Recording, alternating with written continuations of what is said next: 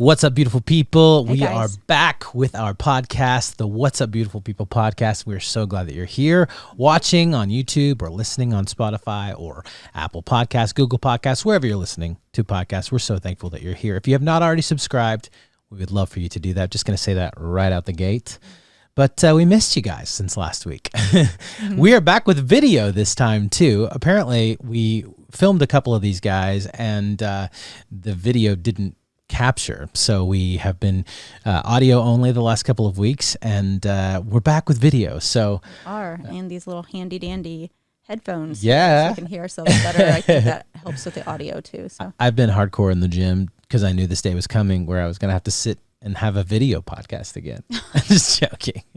I have issues with my body image, guys, because actually that kind of is what we're going to be talking about today. Sticks and stones may break my bones, but words might jack me up forever.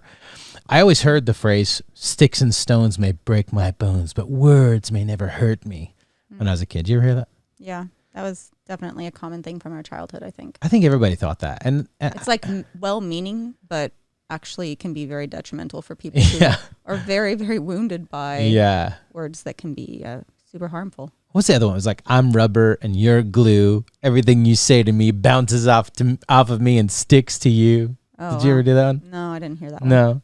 The thing is, this is all BS. Let's just say it for real. Like, the fact of the matter is our words really do matter. Like, our words really count, and they tend to stick with us. They tend to haunt us. Maybe some more than others, but I'm sure that, we were just kind of talking about this before the episode, just kind of thinking about some of the things that maybe have been said to us even from our childhood, and now we're in our late 30s. Well, you're still in your upper mid 30s. I'm in my late 30s. 37 is late 37 is still upper mid. Whatever. Okay. When you're 30, we've got a whole thing. It's like you've got your lower 30s, right? Your early 30s, that's your 30, 31, 32. And then you got your mid, your lower mid. That's 33. Your mid is 34, Whatever 35, 36. you say to make yourself feel better. I'm like, it's like I'm almost 40, guys. I am my upper 30s because I'll be 40 in like 8 months, which is nuts. the big 4-0. Whew. I'm gonna get a black balloon. It's gonna be awesome. Is 40 the black balloon birthday? I don't know. I don't know. I haven't heard that. I don't know. All I know is that we're gonna be in like Italy or something. Or Iceland. I would love that. Amanda's going to surprise me with a trip to Iceland for my birthday next year. I'm just hearing it. For the big 4-0. I need to take notes. Either Iceland, or maybe she could surprise me with a trip to New Zealand or trip to Switzerland or something like that. It's the 40th birthday. That is a big deal. It's a big one. Yeah. And I'm just always looking for an excuse to do something fun. I mean, we both are, but yeah, I would be okay with that. I think I would be too. So that said, upper 30s, right? Yep. And there are still things that were said to us in our childhood that has stuck with us and shaped us. And that's not to say that we don't take personal responsibility for our lives and for our outcomes, and as much as it's up to us. But I do think it's pretty hard to avoid the fact that like the things that happened to you in early childhood and even in all those developmental years and even recently. I mean, gosh, like at any point in your life, something can be said to you and it will just be there in the back of your mind. So for example, for me, I was very overweight. All growing up, 300 pounds in high school. I always say I was like 5'3", 300 pounds. I was like a blueberry. If you kick me over, you could just kick me out, like roll me out the door, which is sort of like, I guess, imagery I got from Willy Wonka. Oh my gosh. Augustus, no. Wait, it wasn't Augustus that became the blueberry. It was Veruca. Yeah, she became. No. It was Violet. Violet was You're turning Violet. Yeah, That's right. Yeah. That's, I guess, where I got that imagery from. But I still remember, and actually there's a story in our Beautiful People segment later on in the episode that we're going to talk about this, but from a different, person. Like gym class was always brutal for me, because people would just shout the meanest things in gym class, like, hey, fatty, hey, tubby, and like we'd be trying to run around the gym. And if we put a donut in front of him, he'd probably run faster, you know. Or you know, there was one time we were running around the track outside around the football field, and all these kids like hid behind the bleachers with rocks, and when I ran by, they just started throwing rocks at me, you know. Hey, titties, which I thought was like totally the most original fat name to give me.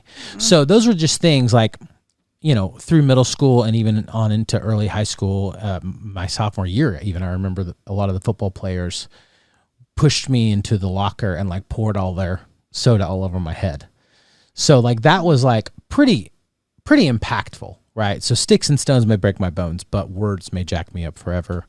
And you said that like that there was something that kind of switched in you where you're like, I never want to feel this way again, so I'm going to become the kind of person that everyone likes. Right. Yeah. Yeah. I mean, I literally changed from this sort of like, you know, artsy fartsy, you know, introverted, like, you know, whatever, to be this extroverted, you know, guy who wanted everyone to like him, you know? So when you met me, I mean, that was the thing. Like I was like trying to be friends with everybody, super nice to everybody. I mean, I was always very kind to people, I think. Yeah, a friendly person. But I just really needed to be liked. I needed to be, you know, well thought of, and I needed to be successful. And that's, you know, that's when I really started lifting weights and working out, and I lost 100 pounds after high school. And you met me though before I lost the weight.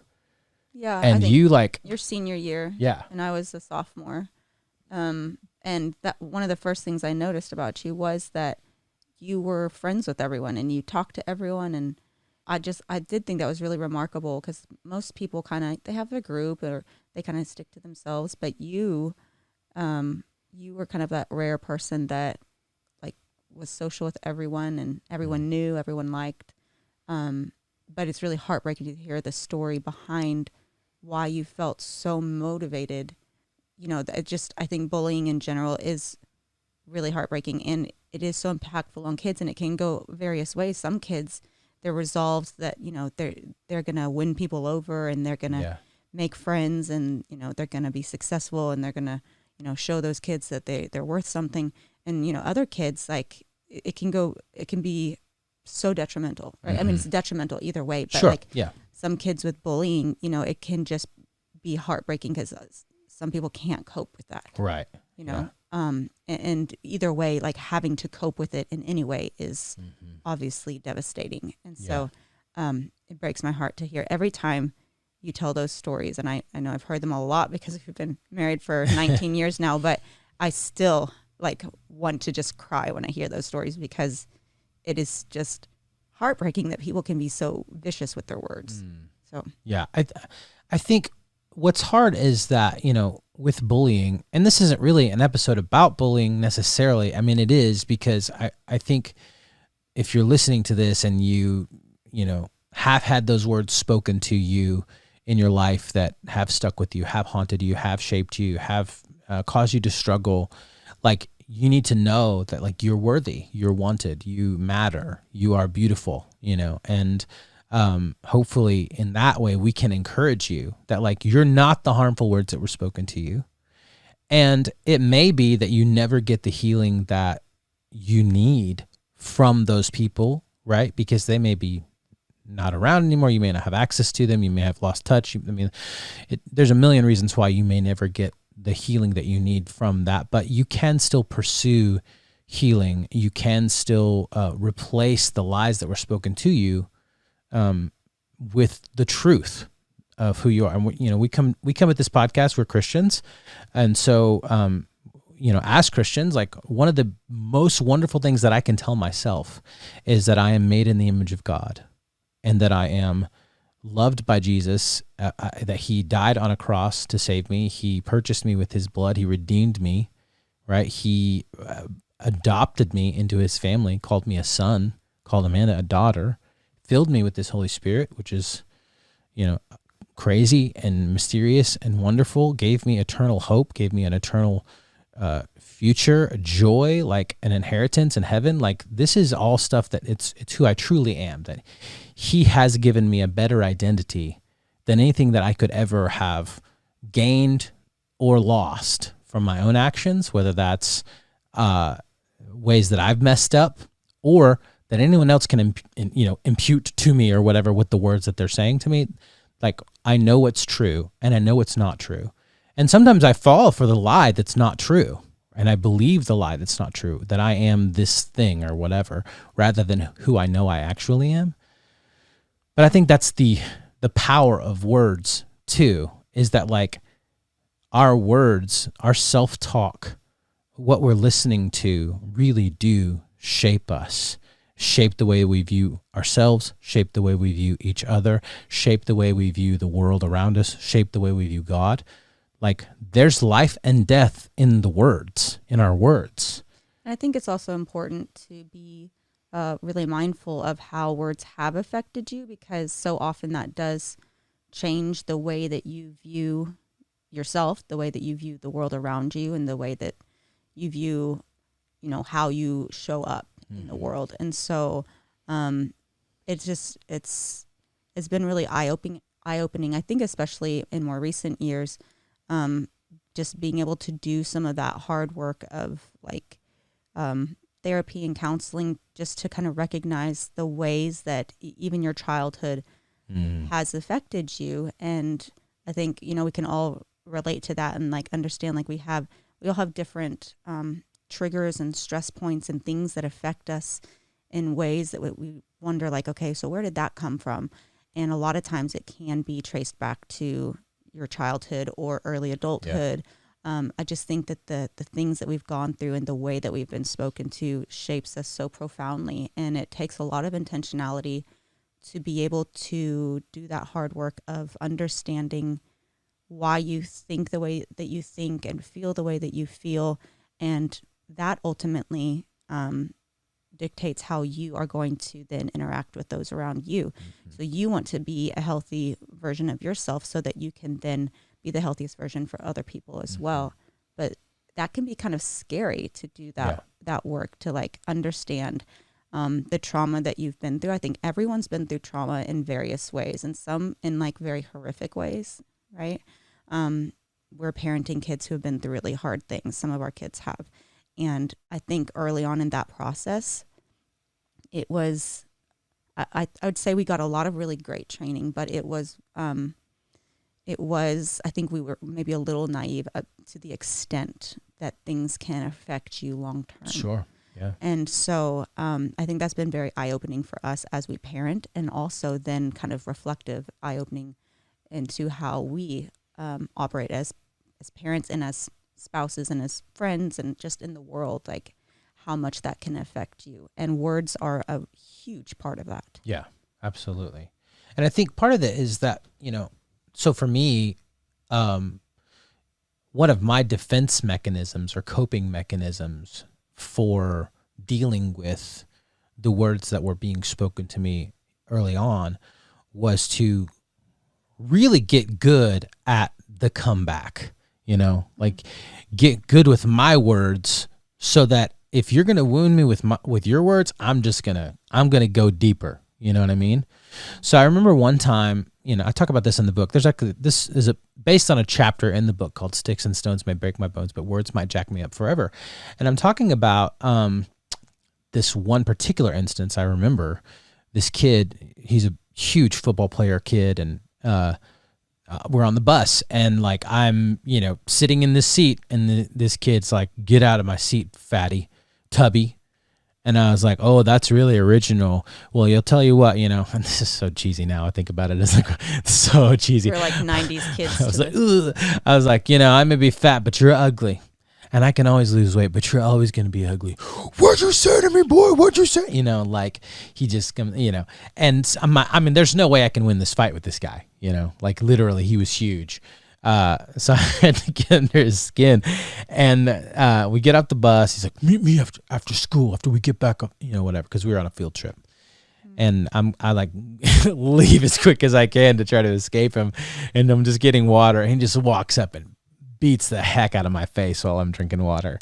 And all I could think of to do, I get up and I'm like, "Really, dude? That's as hard as you can hit?" Like, I was really expecting a lot worse from you, but man, you should probably, go to the gym and come back and see me whenever you're, a little strong.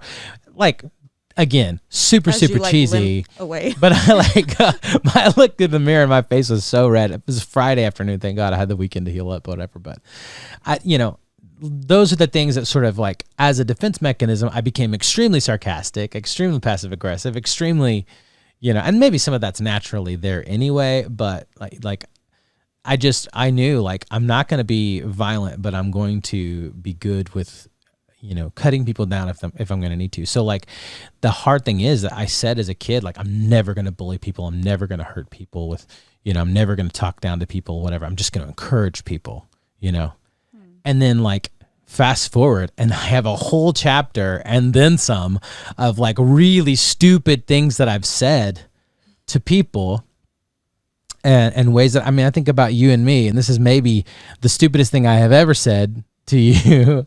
We were in the middle of an argument, as people tend to be sometimes when they're married and they, live together. Do you remember what we were arguing about? I have no idea what we were arguing about. I don't even think it was something that important. But I remember what I said. Yeah. You kind of got a little loud, and I said, Amanda, don't yell. It's so unbecoming. Or it's not becoming of you or something. Becoming of you.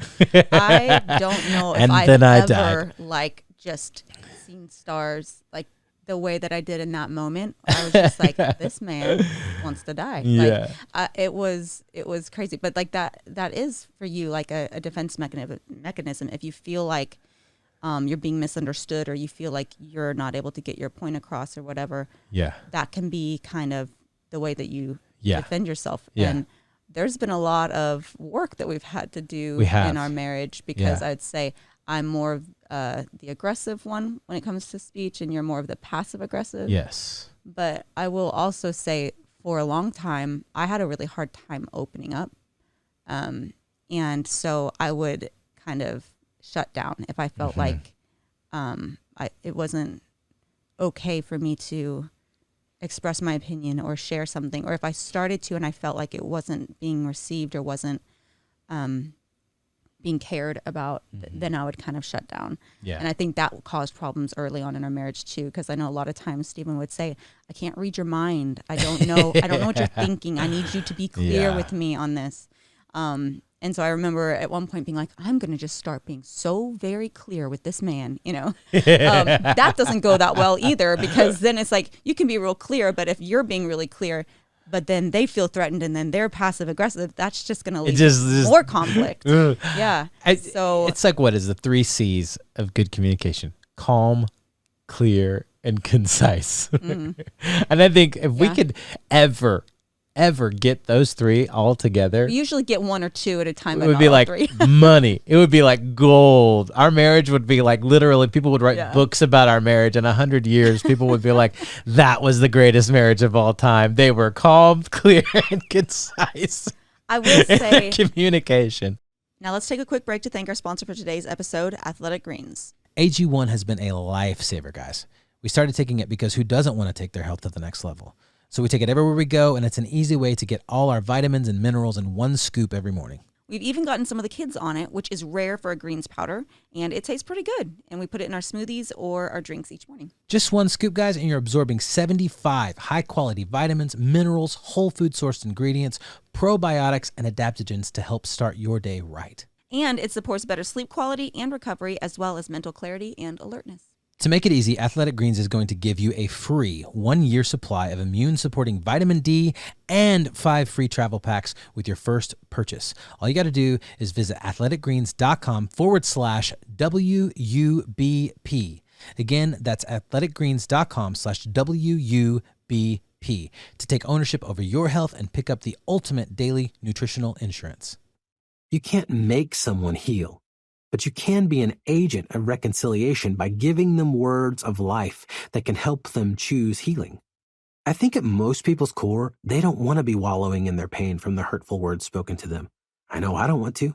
I'm sure you don't either. Most of us just need a little nudge to help us forgive and find peace. But if I had to guess, a lot of people are walking around with unhealed wounds and will never get half the apologies they deserve or need to hear. You're probably one of those people. So am I. If we ourselves need apologies, wouldn't we want to be people who give them to others? both for their sakes and for our own, I think the world would be a lot safer place if we did. We're all going to say things we don't mean sometimes, or even things we do mean, but haven't fully considered the ramifications of letting them loose on someone else. We will wound and torture others with our carelessly expressed thoughts. That's part of being human. We all get it wrong sometimes. Hear me now. You are not the hurtful things you have said. The careless words you have spoken are not the final word. The pain you may have caused doesn't define you, but it can refine you. As I get older, after failing at this more times than I can count, I'm trying my best to slow down and count the cost of my words. I'm learning the weight of every syllable and sound, the consequences of every consonant and vowel. There's an old adage that God gives us 2 ears and 1 mouth so that we would listen twice as much as we speak. I'm finding this to be true now more than ever. Going back to the wisdom of James, everyone should be quick to listen, slow to speak, and slow to become angry. James chapter 1, verse 19. I'm learning to listen far more than I speak, encourage far more than I criticize, build up far more than I tear down, keep my thoughts to myself every once in a while, not need to know everything or fix everything. I still stink at it, but these days I'm trying to not be defensive when I mess up. I would rather admit my failure as quickly as possible and ask for forgiveness the first chance I get. I want to be a life dealer with my words. If you enjoyed that clip from The Art of Getting It Wrong, you can always go to Audible and listen to the entire thing, or wherever books are sold, you can get a physical copy as well. And now, back to the podcast. I will say, it takes a lot of hard work to have a good marriage, and it takes a lot of intentionality to build good communication into your marriage. And I think this, different couples maybe have different dynamics, and maybe this is a little bit easier for some couples and a little bit more challenging for others. Stephen and I are obviously in a lot of ways opposites. I'm much more introverted. He's much more extroverted. I'm more like detail oriented. He's the big picture guy. I'm going to be more assertive in how I talk. He's going to be more passive aggressive, which is really challenging when that shows up for me. I would say I'm pretty assertive in general.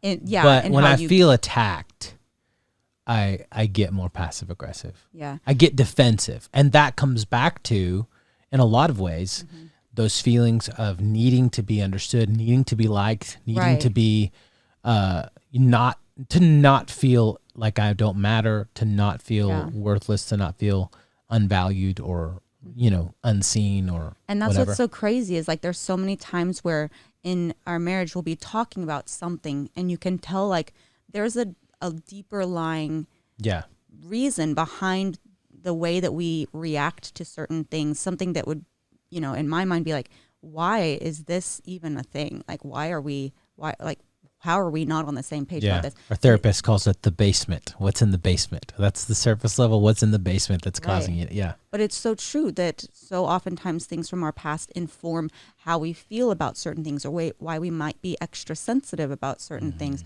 And you and I both have that, those things that have just been really challenging to walk through in various seasons of our life. And so that does affect how you process through things and then the words that you then speak out. Like you have to be really intentional about not just being reactive in your own words, because I think we all know what it's like to be talked to in a way that hurts or cuts. And the last thing that I think any of us want to do is then turn around and do that to other people. Right. Yeah. But that takes a lot of hard work to be really reflective on what is going on inside of you.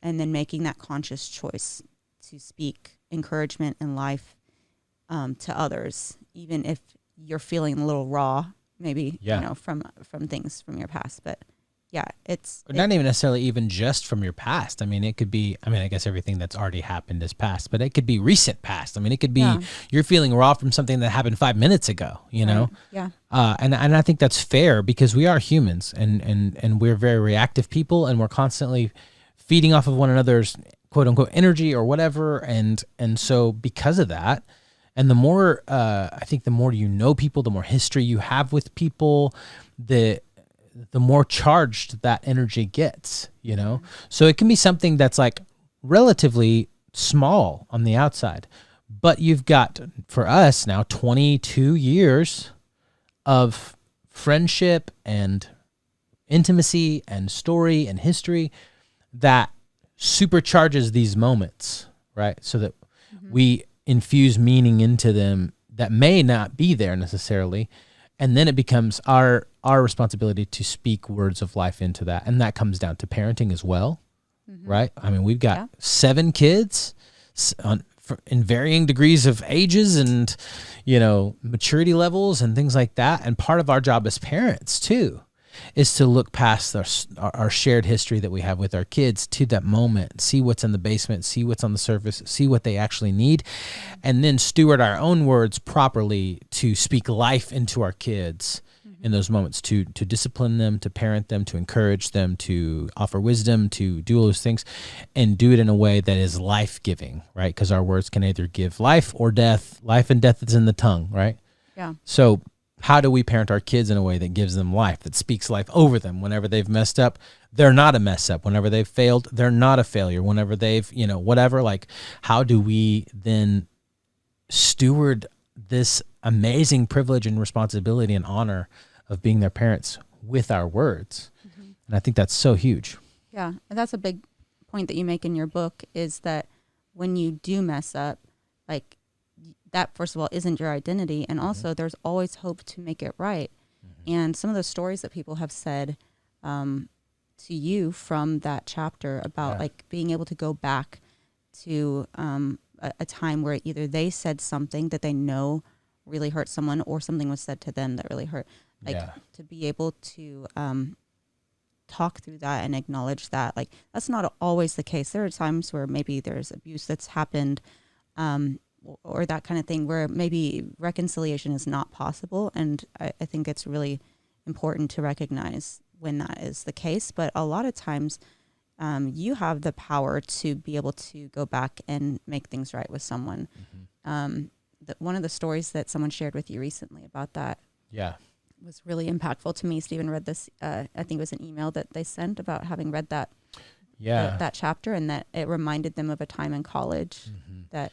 Yeah, I mean, this chapter by far in the book is the one that I've got the most feedback on, because I think almost everyone, probably everyone, can relate in some form or fashion to something that they've even said to someone else that they know. I mean, it's sort of the joke, like me, like, what is it that's the meme that's like the guy like thinking over and over and over, replaying that thing in my head that I said over and over and over again, because I mean, generally speaking, like, you kind of know when you said something and it's like the wrong thing, if you have any self-awareness at all, which I'm growing in my self-awareness.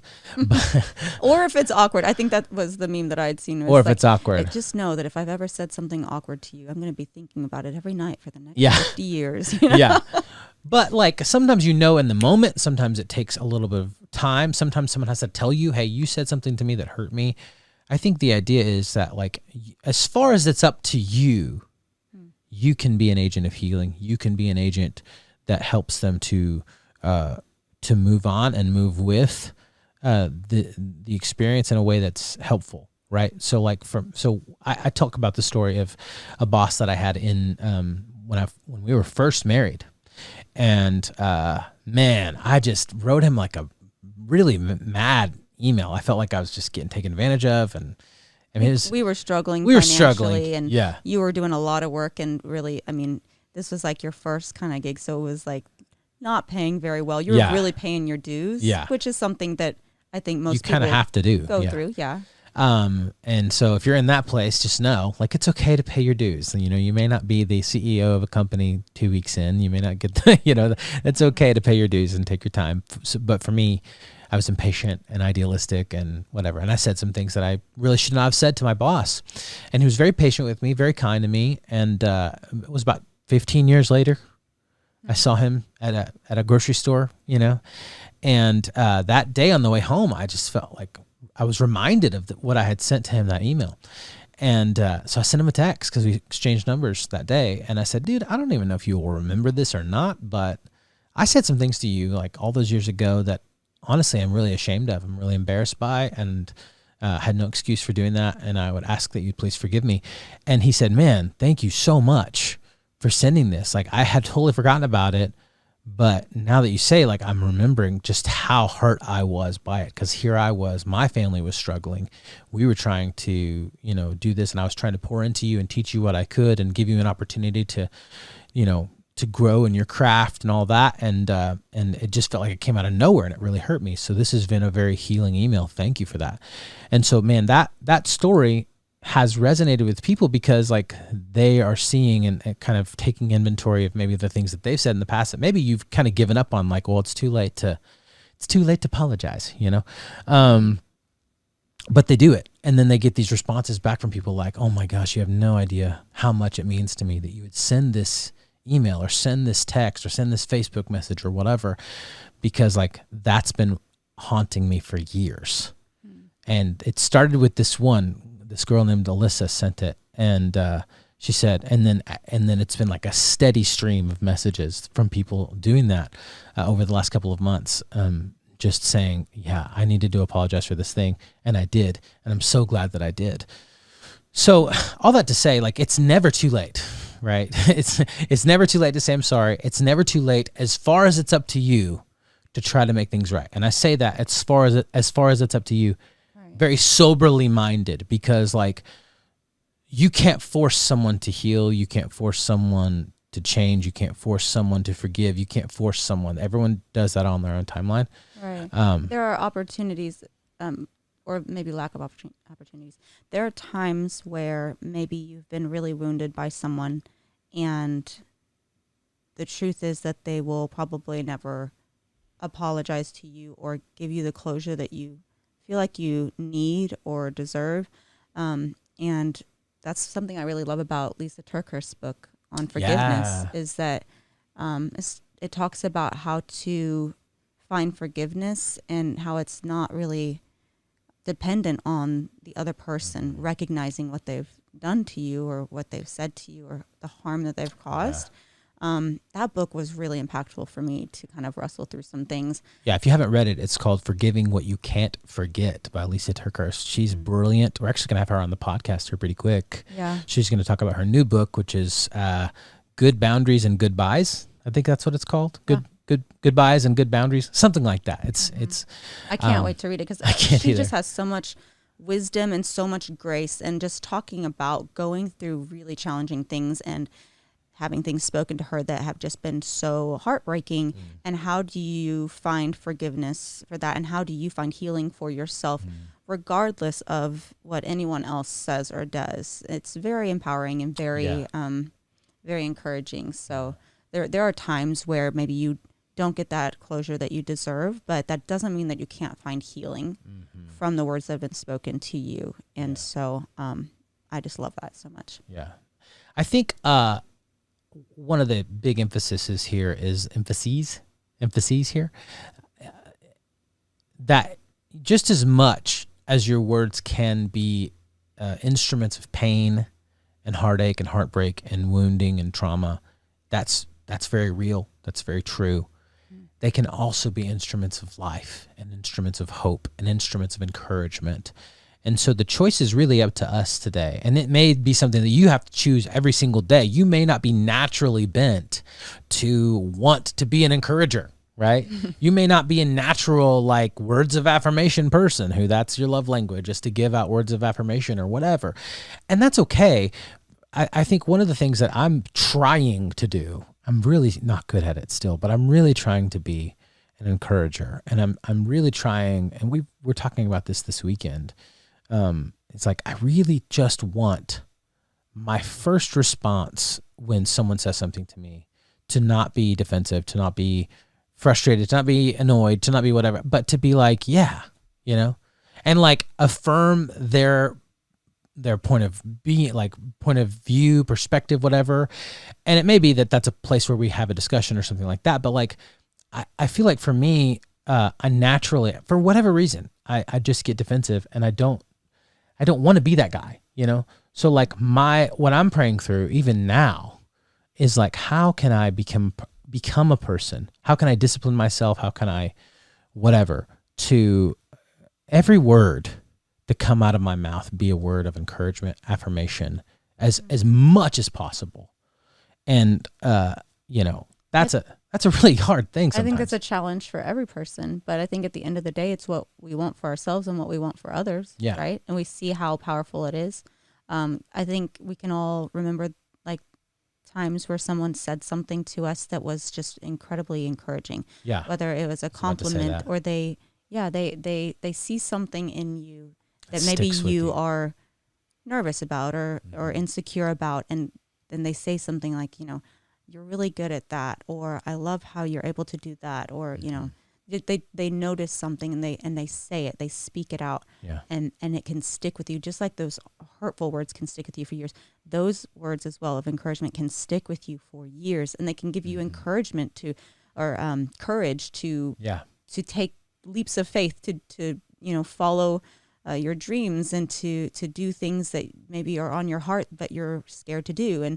And I just think through some of those times where people have spoken things over me, and it has been so incredibly impactful. And so how much that inspires me to want to do that for my children, for my husband, for the people around me. When you're able to keep that perspective, like it can be incredibly powerful. Yeah. Well, that's one of the things I think about you that I most admire is how good you are at doing that. I can think about the times that you come to me and you tell me things that are encouraging. Like, that's fuel for me for like the week. You know what I mean? And when I see you doing that with the girls, and I see you like all of our girls are like teenagers now, and they're in like very like hard to navigate things in life because of where they are. And you just come alongside them and encourage them like in ways that their hearts need, and our boys need that. And our boys do too. I'm not saying you don't do that with the boys. I'm just saying I'm specifically thinking right now of just that kind of compassionate kindness and encouragement that you give our daughters is just so inspiring to me, and it really encourages me and to me, and to our boys. And girls just like to talk more. I think is the thing. Yeah. So they love to have these deep, rich conversations every day. So there's a lot of opportunity there, but that's not to say that boys also don't need encouragement spoken over them all the time. Jude, for instance, he's going to try out for the basketball team. Yeah. And he's such a natural athlete. He is. And he's really nervous about it to the point where he's like, maybe I should just not try out at all. And we're like dude, you're freaking trying out. You're capable, you're strong, you can do this, and like our kids, they need to hear that. Speaking life over them, and they may not like visibly receive it. Like you may not really get a lot of feedback, especially with teen boys. Like they'll probably, a lot of the times we try to encourage the boys and they just kind of brush it off like, whatever, Dad, But like teenagers in general. But I know it's feeding their soul. I know that it is. Yeah.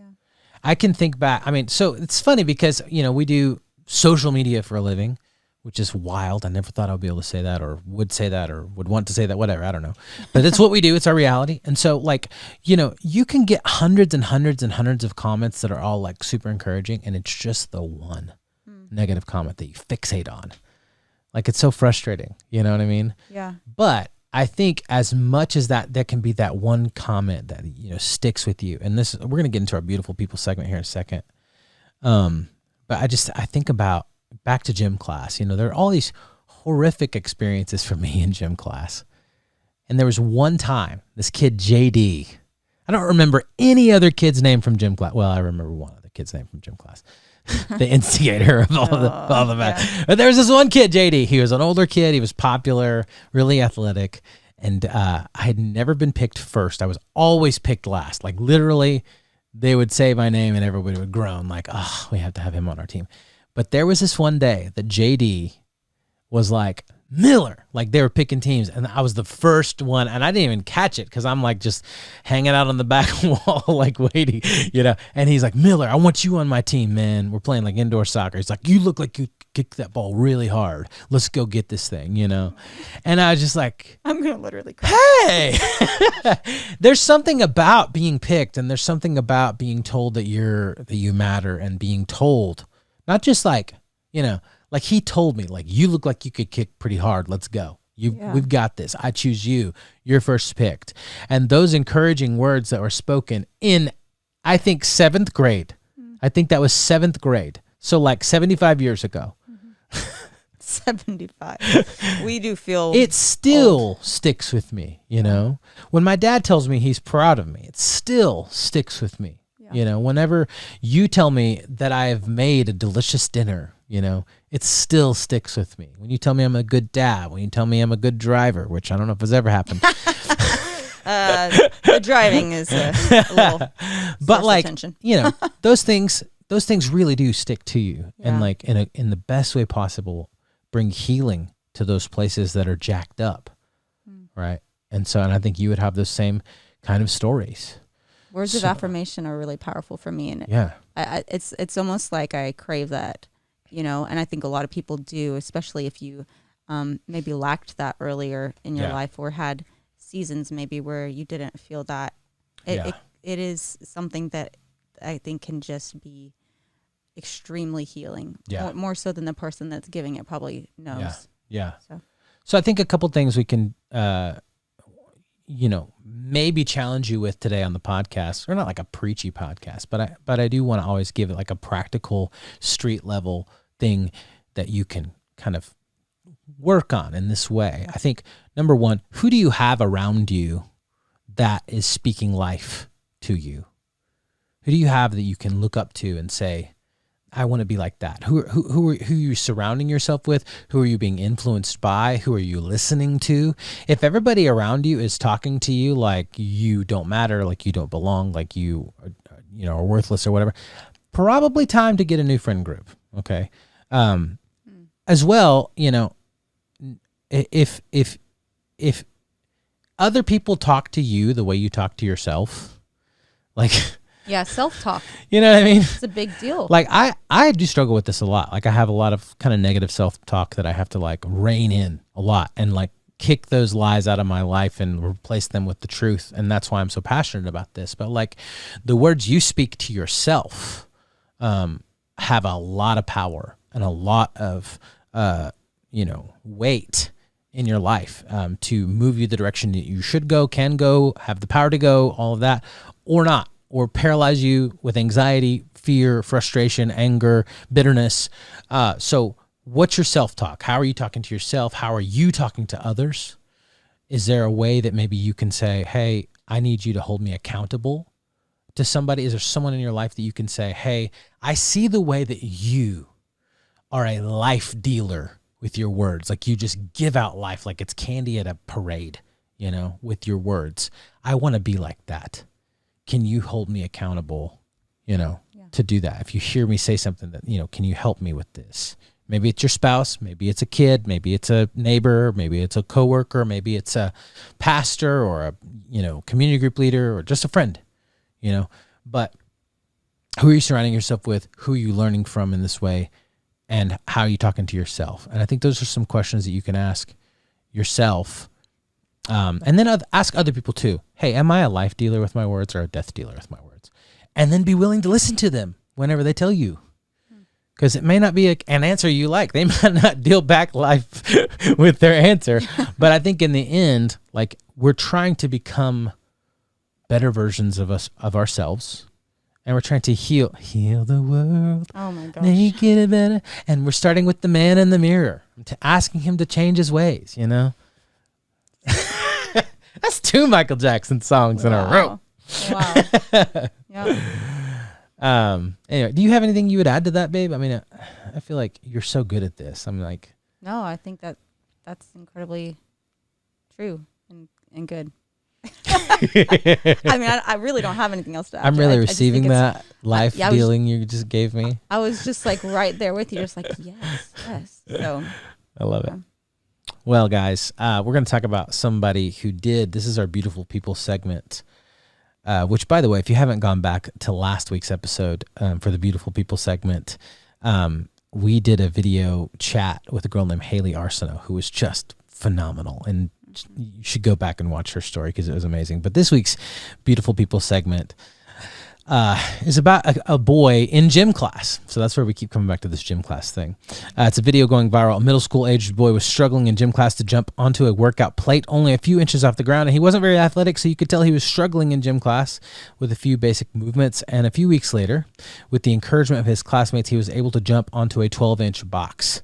His whole class has been cheering him on, and it's amazing to see, instead of the bullying from these people, them encouraging him and him being able to do this thing he couldn't do weeks earlier because his class was cheering him on and helping him to do this thing. And so that just shows you again the power of our words and the power of our encouragement and how we choose to employ the things that come out of our mouth. Are they projectile weapons, or are they like a helping hand up, And that's the case with this kid. Is pretty awesome. So we're going to link that video in the show notes so you can watch that and maybe cry a couple times. I was going to say, I'm gonna cry about it. It reminds me of Lincoln and how much people at his school just like cheer him on. Yes. He loves to go to school so much because he just has a community there that just cheers him on and loves him and encourages him. And I love seeing that so much.